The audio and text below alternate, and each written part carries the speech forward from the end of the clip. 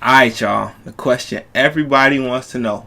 LeBron or Mike? Who's the greatest, man? Gonna go ahead and see what this guy has to say to dissect the question. Gonna just go ahead and get into the video. But before we get started, as always, y'all, smack that like button, hit the subscribe button if you guys are new to the channel.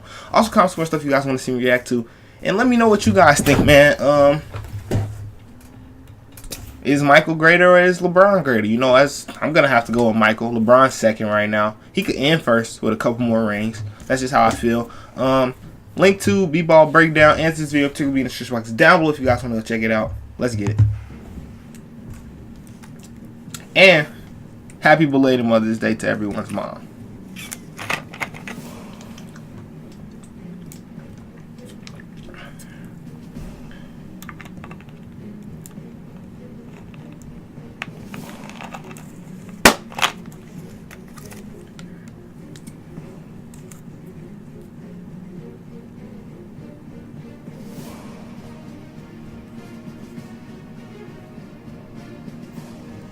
Those layups are so cold, brother. Like double pumps, double clutch, whatever you want to call it.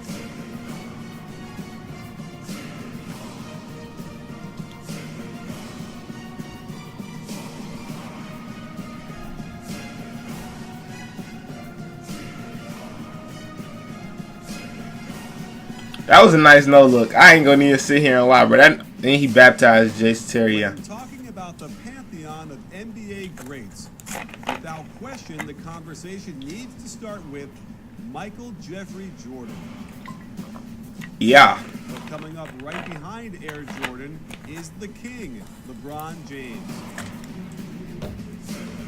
While LeBron had the benefit of starting in the NBA right out of high school, Jordan had 3 years in college under the watchful eye of none other than Dean Smith.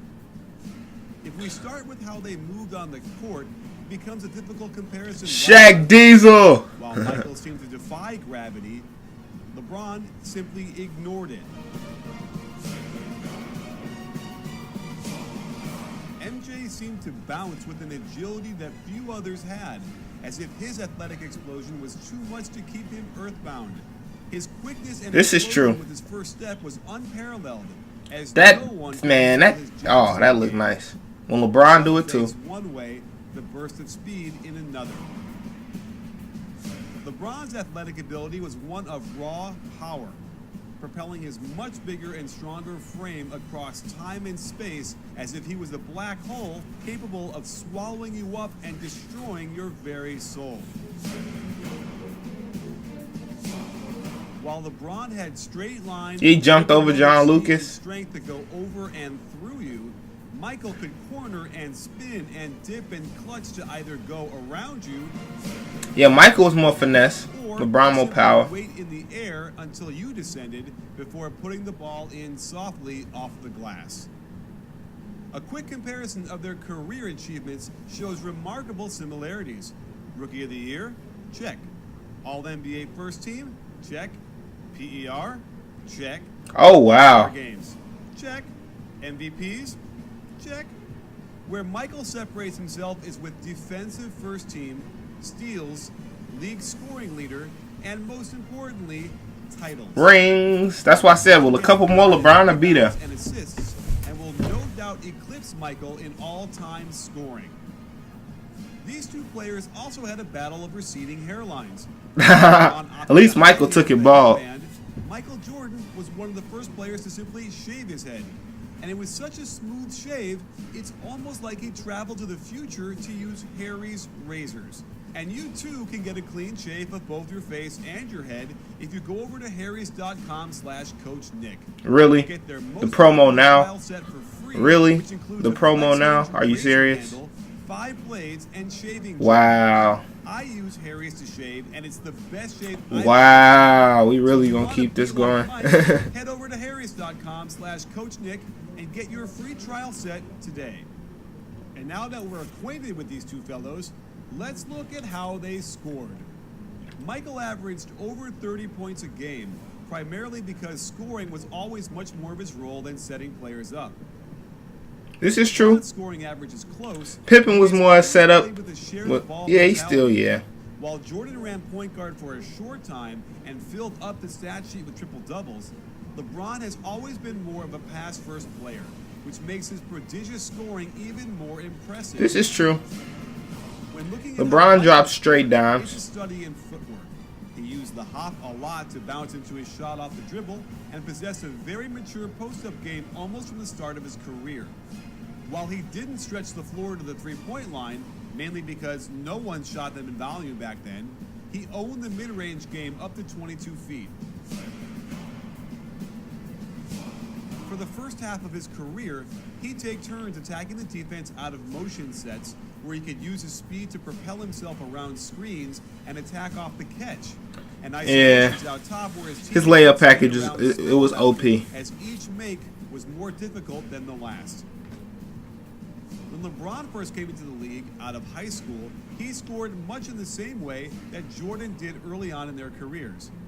He has always been high volume on isolations, as his overwhelming physical gifts allowed him to do whatever he liked on the court, and his game has matured over the years, displaying more and more skill. His scoring average has been remarkably consistent every year of his career, as he carried his early Cavaliers teams deep into the playoffs each year with a less than stellar cast of players around him. Michael Jordan had similar issues learning how to make his teammates better while also maintaining the same aggressiveness scoring the ball. But it was always more natural for LeBron to give the ball up to a teammate. Bro, that pass was okay. Even if it meant he'd get criticized for not taking over in the clutch. As Jordan progressed throughout his career, he got better and better at balancing his ability to be aggressive and still set teammates up, but he never got the kind of assist numbers that LeBron was getting from his second season forward. While Jordan had a good post game almost from the start, he adjusted his game as he got older and utilized it more and more to merge his athletic gifts with his firm grounding in the fundamentals of footwork, using a deadly fadeaway that no one could stop. LeBron has flirted with posting up throughout his career, but he's never made it a priority across a whole season. But I anticipate that will change as he gets older into the back end. What LeBron has done at this stage of his career is become so good at skip passing that he can force the defense into scramble mode without even needing to penetrate. And the velocity and accuracy he has on passes that travel up to 40 feet is astounding, keying the Cavaliers to so many open shots. Michael played in an era where hand checking was allowed, and the defense could be much more comfortable with him all over the court. In turn, LeBron has had to deal with the defensive 3-second rule, which allows teams to load up more easily to stop him from scoring, but again, it plays right into his hands as he's such a willing passer. Defensively, Michael Jordan... Hey, these passes on LeBron highlight reel is all good, bro. I ain't never seen some of them. He was lockdown, and together with Scottie Pippen and Horace Grant, terrorized teams on their way to 3 straight titles. There were moments when Jordan would guard big men. He trying to put his body into him. He was tasked with handling a guard. He could be simply overwhelming with his tenacity and brought it as hard as he could on both ends of the court. As a result, he earned first-team All-Defense for 9 years and won a Defensive Player of the Year award. He also made a name for himself as a great shot blocker for a guard, appearing out of nowhere from the weak side to terrorize low-post players trying to get their shots off against their own man. Oh, wow. At the apex of LeBron James' prime, he was a player who could and would guard all 5 positions. He was strong enough to bang down low with bigs and quick enough to handle point guards. He anchored a defense in Miami that was termed the Flying Death Machine because of how much ground he could cover, along with Dwayne Wade and, most importantly, Chris Bosh. Most importantly, he could place on the offense are you serious? Professional ball handlers wilt. So here we are, left to split hairs over who is better. The next logical step is to examine their seminal moments, to compare and contrast those iconic images that are seared into our brains from the most important part of the season, the playoffs. It all started, ironically, in Cleveland with the Bulls in a series deciding Game 5 in the first round when Jordan hit what we call the shot. This propelled the Bulls to their deep playoff runs and eventual dynasty throughout. Look at dude in the back, bro. I never really noticed how hard he fell. Wizards team led by Gilbert Arenas in the first round and ended Game 5 with a baseline drive in overtime that gave them control over the series, in which they eventually won. When the Bulls finally got to the finals in 1991, Michael Jordan. LeBron is 6 for 6 in Finals MVPs too, scoring 13 consecutive field goals, capped off by this spectacular move that shook Old Chicago Stadium to its rafters. In 2007, LeBron led his completely undermanned team on a march to the finals, and in the crucial Game 5 of the Eastern Conference Finals in Detroit, after 2 overtimes, he isolated out top, blew by Chauncey Billups, and just lays the ball in for the win. And the Pistons knew they were done. During the 1992 NBA Finals, that's easy money. Premier guard and Clyde Drexler of the Trailblazers, he set a then record with 6 three-pointers made in the half, ending the game early. And it was after his last three-pointer that he looked over at Magic Johnson on the sidelines and gave him the shrug, doing the one thing we thought was impossible, Michael Jordan impressing even himself. In 2011, while battling severe cramps, LeBron James summons the strength to isolate on top and pull up for a 3 that gave the Heat control of the game and the series, propelling him to his first title.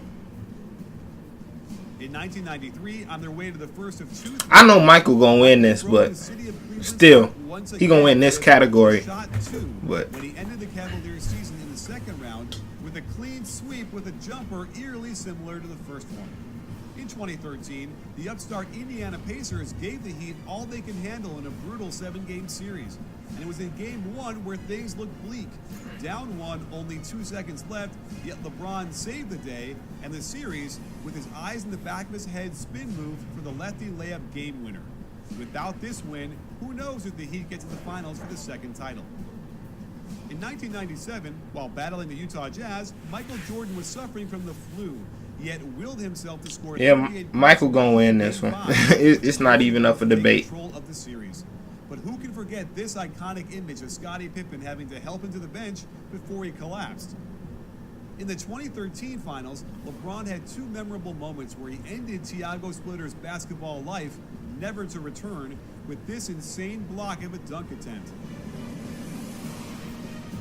That was pretty bad. Plays like these that kept the Heat alive until the 7th game, where an exhausted LeBron came around a screen to find daylight on a 20-footer that propelled the team to their second title of the Heat's Big 3 era.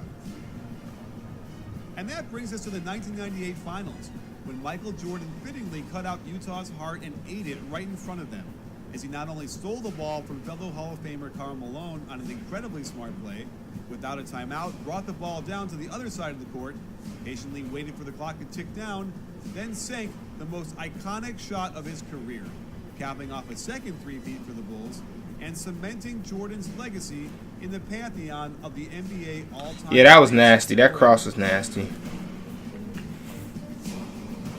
In last year's final, after falling down The chase down. the Warriors, LeBron James turned in an I don't know if he's gonna get us to LeBron, bro. I'm kind of leading the team in every major statistical category, destroying everyone in his path as he led the Cavs to the biggest comeback in NBA Finals history. yeah, the block.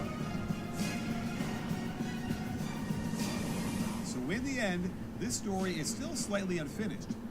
We haven't seen how LeBron's career will play out, but we certainly have enough evidence to form an opinion over whose career was better. There are the numbers, there are the plays, and there are the men themselves. Each of them rose to lead their respective generations to some of the greatest achievements the NBA has ever seen. And I leave it up to you to decide in the comments who is the greatest. Alright, man. If you guys enjoyed the video, go ahead. Well, actually, first things first, bro. Look at these stats. Let me know who you guys think's best, man. Like, really, LeBron or Michael? Like I said, I have to wait till LeBron's career is over. Right now, I give it to Michael, but I think LeBron could be there. He could. If you guys enjoyed the video, go ahead and smack that like button, hit the subscribe button if you guys are new to the channel. Also, comment some more stuff you guys want to see me react to, and let me know what you guys thought of the video, man. Link to basketball breakdown and to this video in the description box down below if you guys want to go check it out. And with that being said, man, until next time, guys, being your boy Squints, we gone.